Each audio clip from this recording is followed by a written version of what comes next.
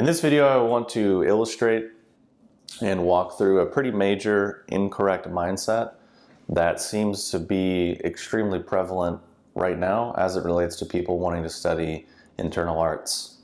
In this video, we'll tie back and relate to the one I just posted a couple days ago, talking about other various aspects of transformation and mindset. So this is something which, first off, we really shouldn't beat ourselves up over whatsoever, because it's part of being a beginner. Part of starting anything is learning and growing. And regardless of where we are on the process, whether we're a beginner or not, we're still growing, we're still learning, we're still trying to correct our errors.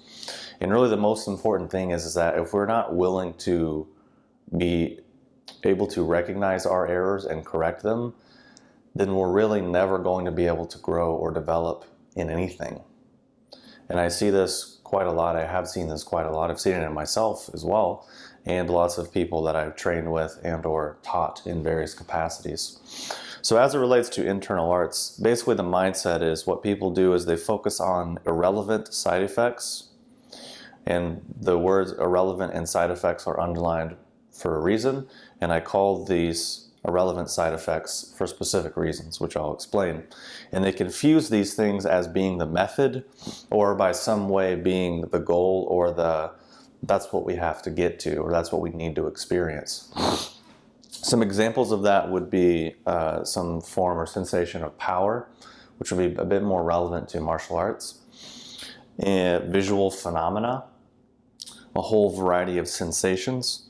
So visual phenomena, you hear people talk like, oh, I did meditation and I saw this thing, and then I went on this journey and I went to a temple and I saw a master and the master told me all these things, or I did this practice and I had this regression to a past life, or some emotional experience that I experienced as a kid came up and I went through it, or some variation on those things, which we would classify as a visual phenomena. Or, oh, I saw mandalas and Buddhas and whatever artistic stuff. That's one aspect.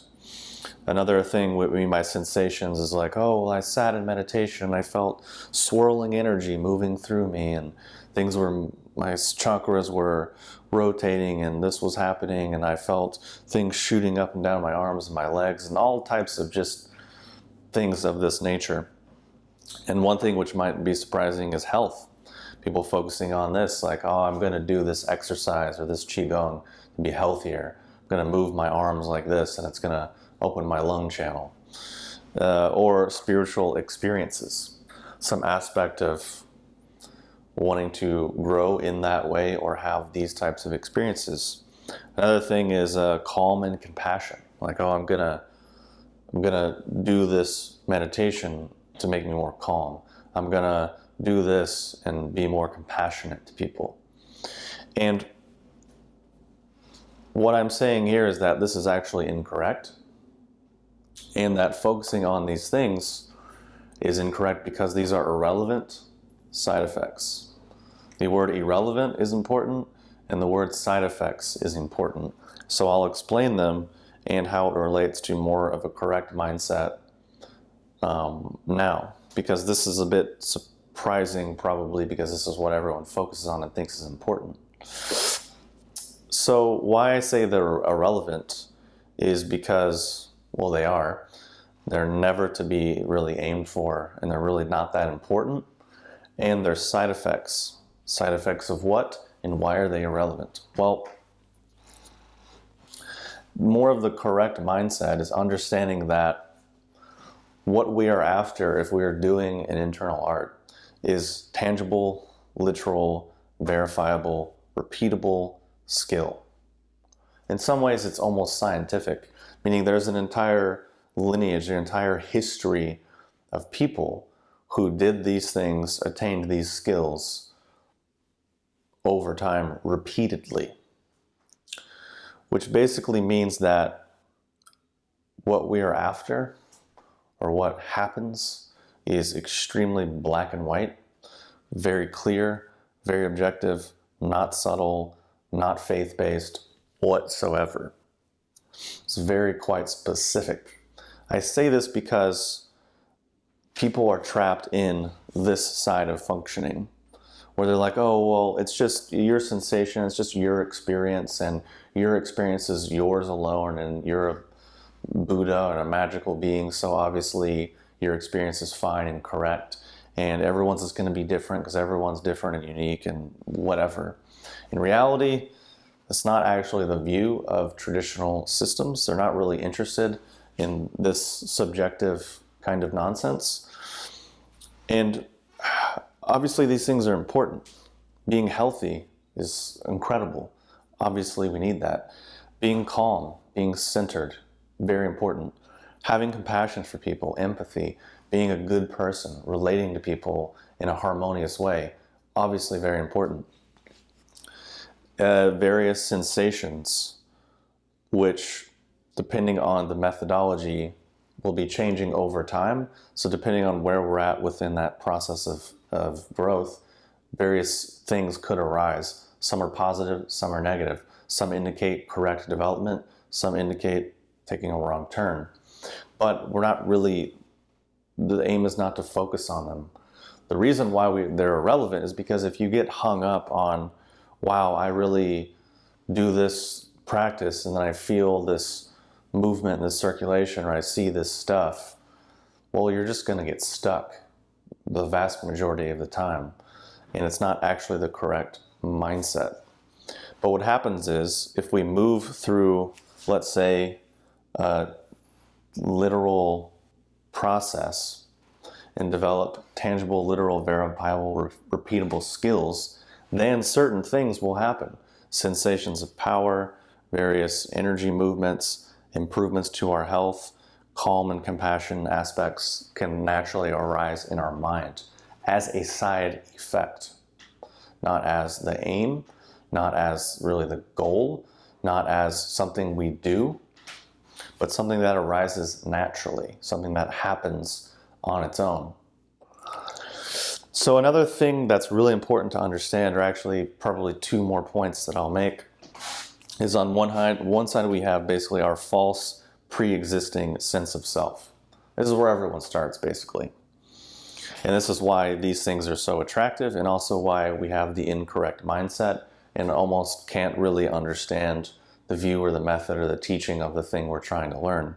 Which, again, there's no reason to beat ourselves up because that's obvious. If you were learning anything in life, it's obvious that you start here and you move through there. Like if it's an instrument, if it's cooking, if it's a language, any skill in life, you start off and pretty much everything's incorrect. You don't have the right mindset. You don't have the right body for it. You don't have the skills. You can't do what you're supposed to do. That's obvious. That's natural to life. But for some reason, when it comes to anything that people classify as spiritual, which I disagree with that terminology, they completely forget those things and think, oh, well, I just allegedly did a thing, but now I have these things, so that's what it's about and that's what it's correct. It's like, well, no, you're not actually doing the thing because you don't have the skill. Because no one starts with the skill. Like, of course. So obviously through the process, we have to eventually move away from our false pre-existing sense of self over to the correct mindset and the correct view and the correct methodology of the system that we're trying to practice, which again is obvious. If you're going to go run marathons, but you've been an overweight couch potato, you don't have the body, you don't have the mindset, you don't have the physical endurance, you don't have really what it takes at all to go and run a marathon. So obviously you're going to have to go through probably hell for a while to actually get to the place to be able to even start training in the correct way to be able to do the thing. And again, this is just kind of obvious and natural to life, but it really holds a lot of us back. And in reality, the mindset and view of the system is really what is important if we're going to do the practice. And people, it's not important because it's like the gospel truth or you must believe it, but it's relevant if you're actually doing a methodology and trying to produce skill. And the last thing I'll say is that there's a few different ingredients to this type of mindset. First is understanding the view and the principle which is underlying what you're trying to do. The second is understanding the method, the actual thing that you might do, whether it's a sitting practice, moving practice, an exercise, whatever. Then there's the correct quality of mind, of body, of breath, of the different variables that you're working with. And then there is the functionality of that thing. And then obviously the last thing is putting all those things together and being dedicated and invested enough to practice those things as correct as you can every day over a long period of time to then hopefully someday eventually produce skill, which if you're learning from a qualified instructor that has a good system, all of this stuff would be in place. But unfortunately, or fortunately, depending on how you want to look at it, the vast majority of the world in terms of internal arts or spiritual stuff is basically all here. All on majority of incorrect mindset and staying stuck in the false sense of self and our pre-existing sense of self. What do I mean by that? Well, you do some practice, but they don't really fill you in of all of these details on this side. And then what happens is you do this thing, whether it's some energy practice or a sitting practice, and then what happens is you have to fill in the blank with all of this stuff. Oh, well, I felt this moving and I had this physical sensation, but then my energy was doing this, but then I had a visual phenomena. I saw myself as a child, or I saw myself as my past life, or a shaman came down and talked to me and told me, or my feet shot down through the earth and connected to the center of the earth, and blah, blah, blah, blah, blah. Or I cried and I had an emotional cathartic release. Basically, there's nothing inherently wrong with any of those things. It's just the vast majority of the time, the functional outcome of this, the functional underlying dynamic is just this pre-existing sense of self just recycling itself endlessly. And whatever the pre-existing quality of mind or body that was there before just keeps reinvesting itself or rearranging and reorganizing itself. But we're so caught up in visual phenomena and sensation and basically irrelevant side effects or kind of an overzealous kind of tight mindset that we don't really realize it because we're like, well, wait, but I'm feeling all these things, but I'm seeing all these things, but I had all these experiences. But the thing is, those are kind of irrelevant. They're not really that important because we don't really have the correct mindset. We're not really understanding what we're actually focusing on, which ties back to the previous video that I did talking about listening, the ability to listen. Because if we're really caught up in this and in this and in this, it's again an inability to listen correctly and move through the process of progression correctly and understand the mindset, the view of the system and the methodology and the quality and the function correctly, which again is completely normal and natural. That's what everyone's doing. Like, it's helpful to know it, it's helpful to understand it, it's helpful to self-reflect and honestly look at what we're doing and ascertain what are our motivations, what are our reasonings, why are we doing it, why are we engaging in the thing in the first place. And the vast majority of the time, it is relating to something over here or some desire or something we're trying to fill in within ourselves, which again, nothing wrong with it. It's just a fact that if you are aware of something, an ability to be honest with something, you're generally able to be more efficient and effective in your endeavors and actions to achieve that thing. But if you're not, then it's going to be quite difficult. You can't hit a target you can't see, to put it in that terminology. And we have to understand this last major distinction is that the majority of what people were doing, even over the course of 50 years, their entire life, people were training. They're staying in pre-existing sense of self, but just continually rearranging it, upgrading it, reclassifying their biases and prejudices, whatever. Shifting the disease from one thing to the other. That's the vast majority of what happens. Whereas what the system or the thing is actually trying to do, and what a system is, what a tradition is, what a lineage is a specific path, a specific methodology. And this is like sometimes difficult for people to understand because they're like, oh, well, all paths lead up the same mountain. Many journeys, same destination. Or another common thing is like all of these systems seem to be using the same word. Oh, so they must mean the same thing. Oh, so they must be all doing the same thing, but in a different way. When in actuality, that's extremely far from the case. Because if we're in that mindset, we're in this. And the similarity that we are seeing is this. It's not this.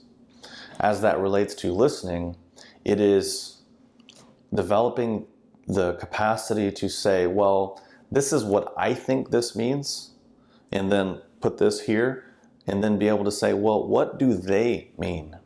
What do they mean by that? Oh, I don't understand. It's difficult. Okay, fine. Let me try to figure that out or give it time. And just even in human communication, this is a huge thing.